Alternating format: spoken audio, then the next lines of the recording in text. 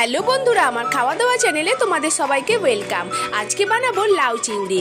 লাউ এই গরমে শরীরের জন্য কতটা উপকারী সেটা তোমরা সকলেই জানো, কিন্তু এটা টেস্ট হয়ে যায় আরও দুর্দান্ত যদি তার সাথে চিংড়ি পড়ে যায়।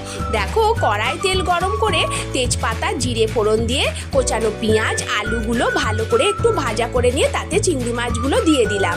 চিংড়ি মাছ দেওয়ার পর এটাকে আবারও একটু ভালো করে ভাজার পরে আদা বাটা, ধনে জিরে গুঁড়ো, লঙ্কা হলুদের গুঁড়ো দিয়ে ভালো করে মশলাটাকে কষিয়ে নেব। মশলাটা ভালো করে কষানো হয়ে গেলে তাতে আমি কেটে রাখা লাউটা দিয়ে দেব, আর পরিমাণ মতো নুনটাও দিয়ে দেব।